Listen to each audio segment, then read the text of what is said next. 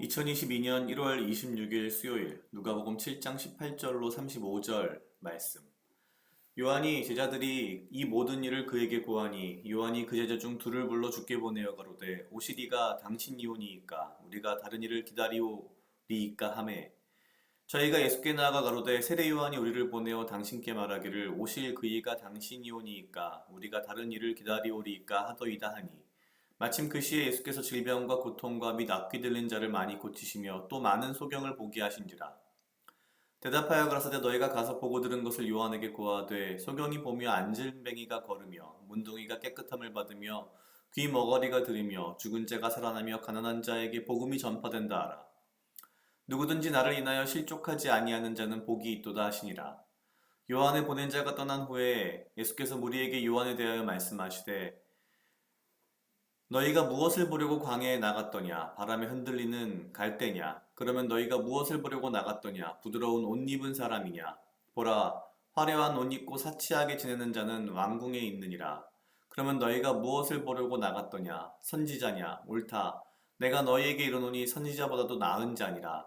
기록된 바 보라, 내가 내 사자를 내 앞에 보내노니 그가 내 앞에서 내 길을 예비하리라 한 것이 이 사람에 대한 말씀이라. 내가 너희에게 말하노니 여자가 낳은 자 중에 요한보다 큰 이가 없도다.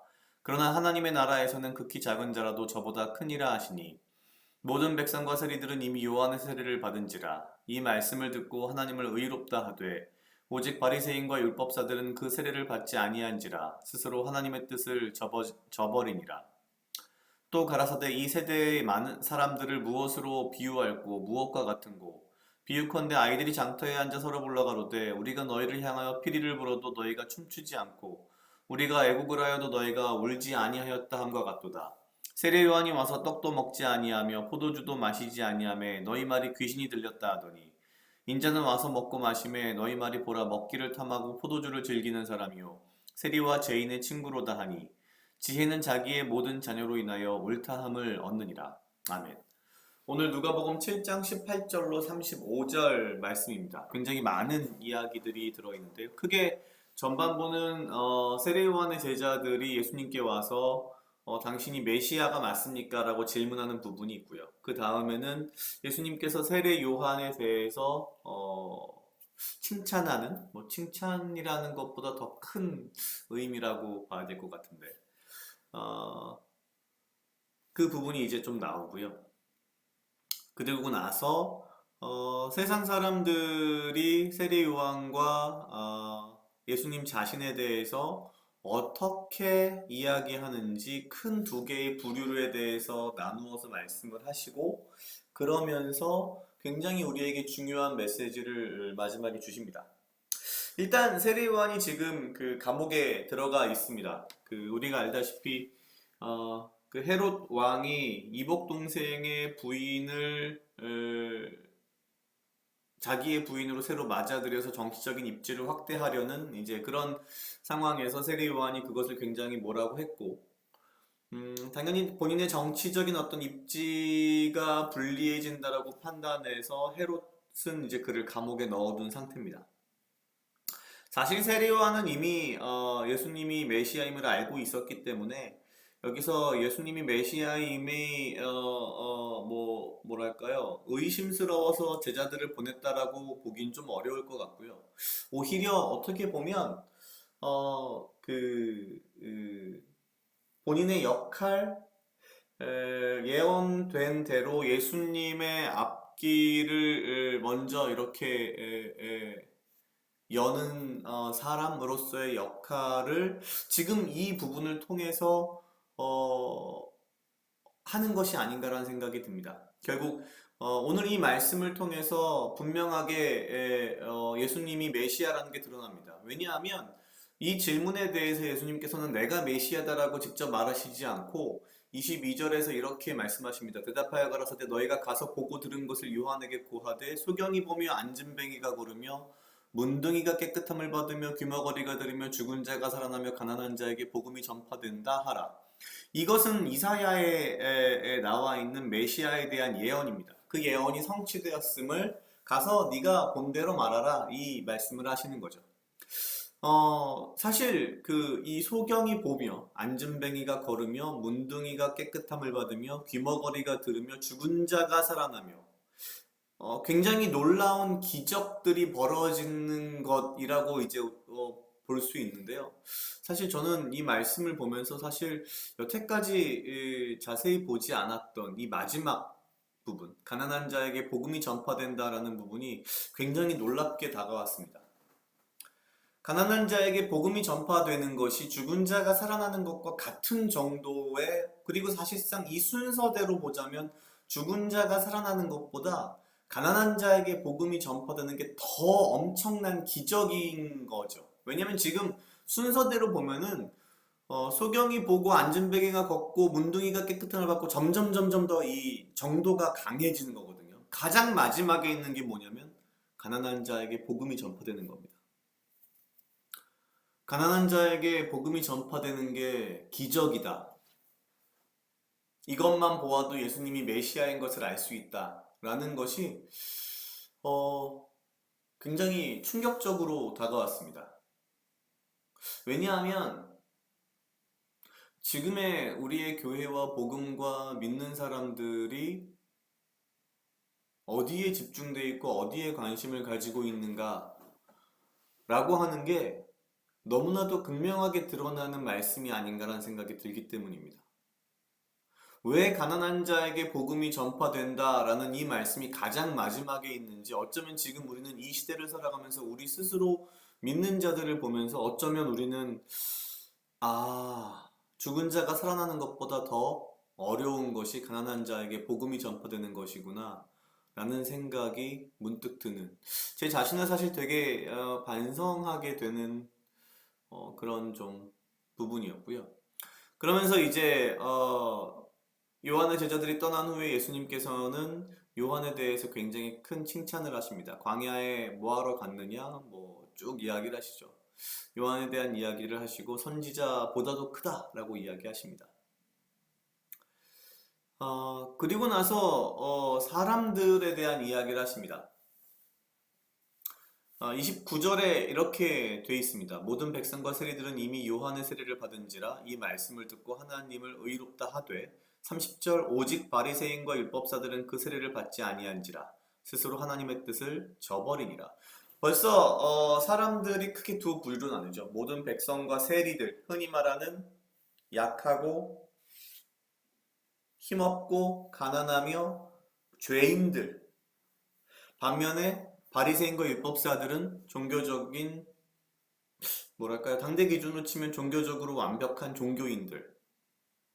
그런데 사실 그럼에도 불구하고 그들은 하나님의 뜻을 저버렸다라고 분명히 이야기합니다.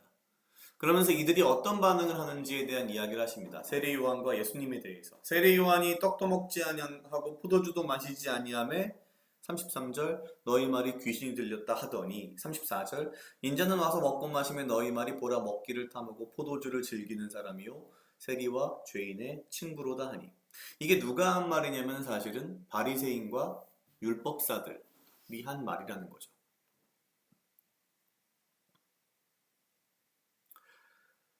그러면서 굉장히 놀라운 말씀을 하십니다. 마지막 35절 지혜는 자기의 모든 자녀로 인하여 옳다함을 얻느니라. 사실 이 말씀이 무슨 뜻인지 한참을 찾아봤는데요. 여기서 지혜는 예수 그리스도 본인을 말씀하시는 거라고 합니다. 그러니까 결국 예수 그리스도는 본인의 모든 자녀로 인하여 옳다함을 얻는다. 따라서 예수 그리스도를 믿고 따르는 예수의 제자들로 인하여서 예수님이 그리스도이시며 옳다함을 얻는다라는 말씀인 거죠. 이 말씀은 앞서 세례 요한의 질문, 그리고 그에 대한 예수님의 답변, 그리고 특히 마지막에 있는 가난한 자에게 복음이 전파된다. 그리고 나서 세상 사람들에 대한 구분, 모든 백성과 세리들, 바리새인과 율법사, 그리고 바리새인과 율법사들이 어떻게 예수님과 세례 요한을 이야기했는지를 이야기하면서 결론적으로 이렇게 마무리되는 겁니다. 예수 그리스도의 제자들로 인하여서 옳다함을 얻으신다. 굉장히 무거운 말씀이라는 생각이 들었습니다. 과연 나는 예수 그리스도의 제자로서 예수 그리스도가 옳다라고 하는 그 말을 듣도록 세상을 잘 살고 있는가? 나를 통해서 예수 그리스도가 오르신 진정한 그리스도이시고 메시아다라는 것이 나의 삶을 통해서 드러나는가? 라는 생각을 하는 순간 굉장히 좀 멍해지는 그런 좀 느낌이었고요. 전체적으로 가난한 자에게 복음이 전파된다에서 받은 충격이 마지막 예수 그리스도가 나의 삶을 통하여서 옳다함을 얻으신다라는 이 말씀이 굉장히 저에게는 큰 의미이자 무게이자 제 삶을 다시 한번 돌아보게 되는 굉장히 큰 부분이었던 것 같습니다. 각자 약 2분 정도 묵상하시겠습니다.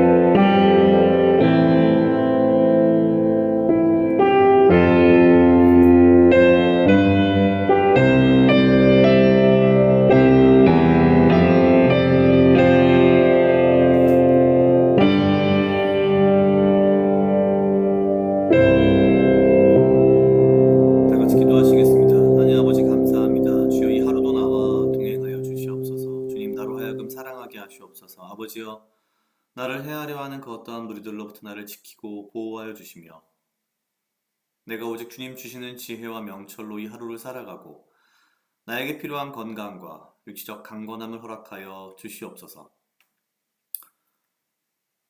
주님, 가난한 자에게 복음이 전파된다는 것이 죽은 자가 살아나는 것보다 더 큰 기적이라는 주님의 말씀이 나의 마음을 무겁게 누릅니다.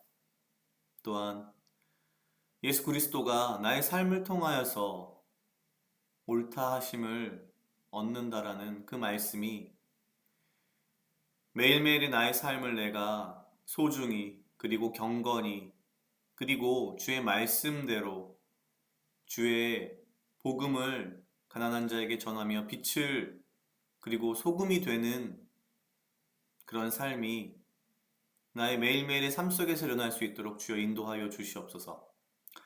감사합니다. 이 모든 말씀 예수님 이름으로 기도드렸습니다. 아멘.